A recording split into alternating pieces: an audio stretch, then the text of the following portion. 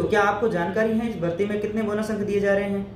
Bonus अंकों के बारे में भी अभी तक सरकार ने कोई स्पष्ट गाइडलाइन जारी नहीं की है, और न ही वो जो पद जोड़ने थे उन पदों के बारे में कोई सरकार क्लियर नहीं कर पा रही है, न ही कोई अधिकारी कोई जवाब दे रहे हैं। जी जी। तो इसका मतलब ये है कि विज्ञप्ति जारी होने के बावजूद अभी तक इस प्रक्रिया का ही पता नहीं है कि भर्ती किस प्रक्रिया से होनी है।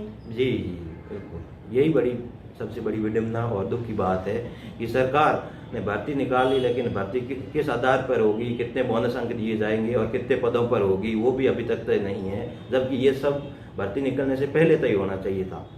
तो आपका कहने का मतलब है सरकार ने 4 साल तक भर्ती नहीं निकाली, जब भर्ती निकाली तो आवेदन की दिनांक आगे बढ़ाते गए, और जब आवेदन की दिनांक थमी तो उसके बाद में अभी तक ये पता नहीं है कि भर्ती कितने पदों पे हो रही है और किस प्रक्रिया से हो रही है। जी जी जी।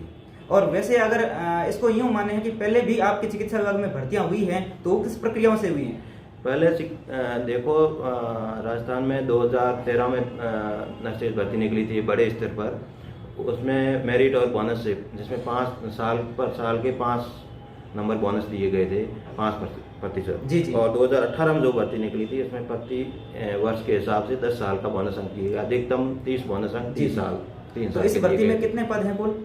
अभी तक तो इसमें 1289 पद है। आप क्या चाहते हैं, कितने पद बढ़ाए जाए और क्यों बढ़ाए जाए? हम तो यही चाहते हैं कि जो राजस्थान में वर्तमान में जो स्वीकृत खाली पद हैं जितने भी, उन सारे पदों को इस भर्ती प्रक्रिया में जोड़े जाएं, ताकि राजस्थान में जो माननीय मुख्यमंत्री जी महोदय की जो निरोगी राजस्थान की संकल्पना है उसको साकार हो सके, और नियमित कर्मी जो संविदा कर्मी हैं उनको भी नियमित होने का लाभ मिल सके, और राजस्थान में स्वास्थ्य सेवाओं को मजबूती मिल सके, सारे से सारे पद भर जाए। तो आपके हिसाब से इस चिकित्सा विभाग में कितने रिक्त पद हो सकते हैं या होंगे?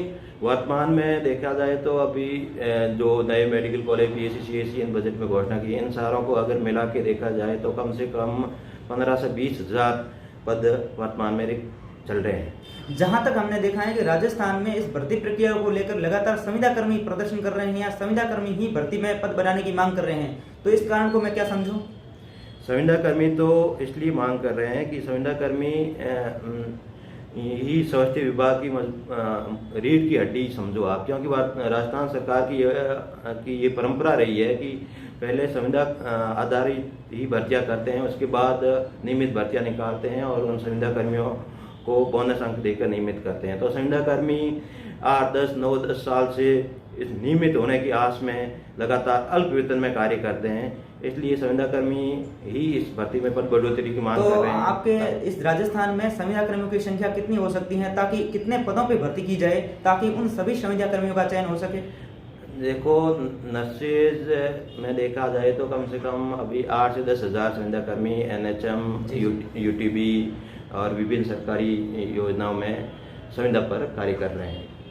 तो आपका कहने का तात्पर्य है कि ये भर्ती है जो 1289 पदों पे निकली है, इसके अंदर 7860 पद जोड़कर इस भर्ती प्रक्रिया को पूर्ण किया जाए तो आपके सभी संविदा कर्मियों का चयन संभव है? जी जी बिल्कुल। तो ये किस प्रक्रिया से होनी चाहिए, आपकी क्या मांग रहेगी? ये शहीद स्मारक में आपने धरना दिया है, आपकी शहीद स्मारक पर धरने का मुख्य विषय पदवर्दी है या बोनस अंक वर्गीकरण है? हमारे मुख्य मुद्दा तो यही है, चाहे बोनस सरकार किसी भी हिसाब से दे, वो सरकार उसके लिए स्वतंत्र है, लेकिन जो भी है सरकार उसको क्लियर करे और जल्द से जल्द इन पदों को इस भर्ती में जोड़कर इस प्रक्रिया को आगे बढ़ाए और जल्द ही इस भर्ती प्रक्रिया को पूर्ण करें। जी जी।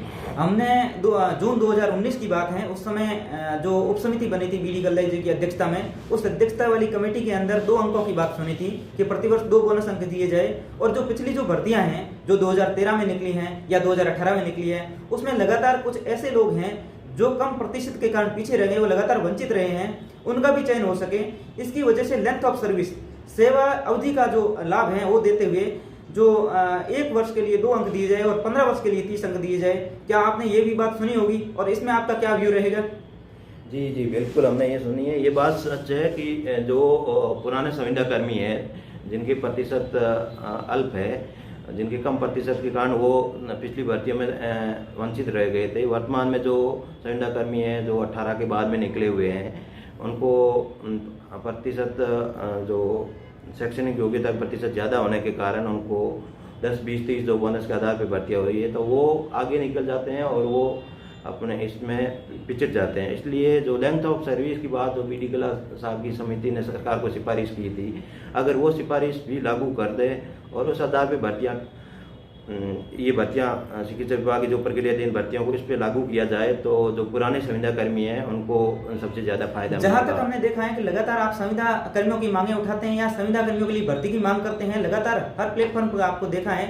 तो मैं पूछना चाहूँगा कि आप भी क्या संविदा कर्मी हैं? जी जी, हम भी संविदा कितने सालों से कार्यरत हैं? हम 7-8 साल से कार्यरत हैं। तो आपका क्या व्यू रहेगा कि इसमें कौन सा जो फॉर्मूला है वो लागू किया जाए ताकि सभी संविदा कर्मियों का चयन हो सके, चाहे वो 15 साल से कार्य कर रहे हैं, 10 साल से कार्य कर रहे हैं, 5 साल से कार्य कर रहे हैं, या वो कल ही क्यों न लगा हो? जी, बात यह है जो सरकार ने अभी आवेदन तो ले लिए हैं, तो सरकार को उस आवेदन की स्क्रीनिंग करके जो विश्लेषण करके जो अधिकतम पुराने संविदा कर्मियों का चयन संभव हो सके वो फार्मूला लगाकर इस भर्ती को पूर्ण करना चाहिए।